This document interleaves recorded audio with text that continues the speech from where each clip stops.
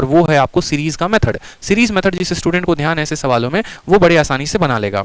और हर बात को बड़े कायदे से समझना है। जैसे मान लो हम मानते हैं कि सीमा जी का इनकम कितना था, तो एक्स था। एक्स था कि नहीं, 5% उन्होंने अपनी इनकम का खर्चा कर दिया ट्रैवलिंग में।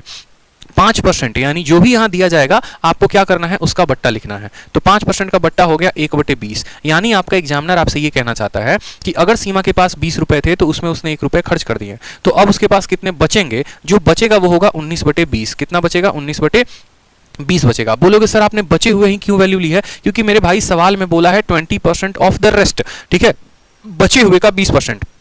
तो जब हमसे वो बोल रहा है बचे हुए लेना है, तो 20 में एक खर्चा कर दिया, तो बचा कितना, बचा 19/20, तो हम बचा हुआ मान लेंगे। अगर हमसे बोलेगा बचा हुआ मान लो, तो हम बचा हुआ मान लेंगे। समझ में आ गया, पहला 5% का कहानी क्लियर हो गया। फिर बोलता है कि 20% ऑफ द रेस्ट, बचे हुए का 20% खाने पे। 20% का बट्टा कितना होता है जनाब, तो 20% का बट्टा होता है 1/5। 5 में उन्होंने 1 खर्चा कर दिया, तो बचा कितना, तो बचा 4, 4/5 बच गया।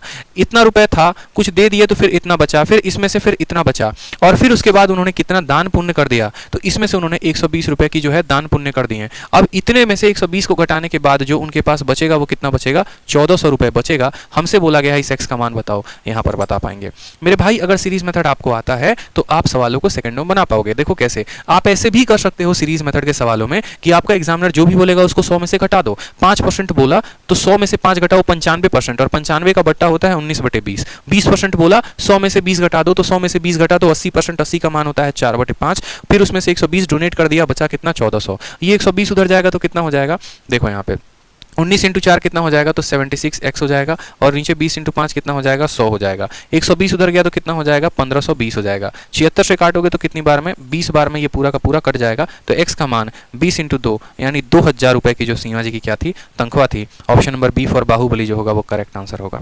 ठीक है, 2000। सवाल में एक एक बात को पूछा जाए, कल के दिन अगर मानो आपसे पूछा जाए कि उन्होंने यात्रा पर कितना खर्चा किया, तो 2000 का 5%। ठीक है, इस सवाल को एक थोड़ा और बढ़िया तरीके से आपको समझाते हैं तो आपको हर बात समझ में आएगा। एक एक चीजों को आप थोड़ा तोड़िए। अब मान लीजिए मेरे पास डेटा आ गया है 2000, तो अब मैं डेटा के बाद इस सवाल को सॉल्व करूं तो क्या होगा। मैं ऐसे मान रहा हूं कि मान लो सीमा के पास कितने रुपए थे, 2000 रुपए थे, और 2000 का 5% उसने ट्रैवलिंग में खर्चा कर दिया, तो 2000 का 10% कितना होता है, 200। 5% हो जाएगा हमारा 100 रुपए, यानी 100 रुपए सीमा ने किस में दे दिया, तो 100 रुपए सीमा ने ट्रैवलिंग में दे दिया। अब 2000 में से 100 रुपए दे दिए तो सीमा के पास कितना बचा, 1900 रुपए बचा कि नहीं बचा, तो बोलोगे हाँ सर। अब 1900 का वो 20% किस में खर्चा करती है, खाने में, तो बोलोगे सर 1900 का 20% कितना होता है, तो 380 रुपए, और ये 380 रुपए किस में चला जाएगा, तो फूड में चला जाएगा। 19 में से 3 गया 16, ठीक है, 1520 रुपए अब उसके पास बचेंगे। 1520 रुपए में से 120 रुपया वो लड़की क्या कर देती है, दान पुण्य कर देती है, डोनेट कर देती है। 1520 में से इसको घटा दो तो बचा कितना, 1400 रुपए, और यही बोला गया है कि बाद में कितना बच रहा है, 1400।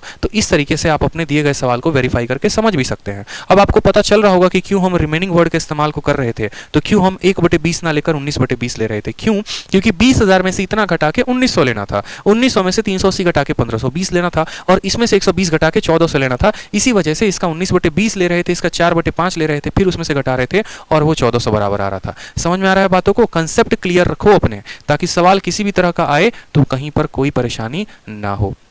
समझ में आ रहा है।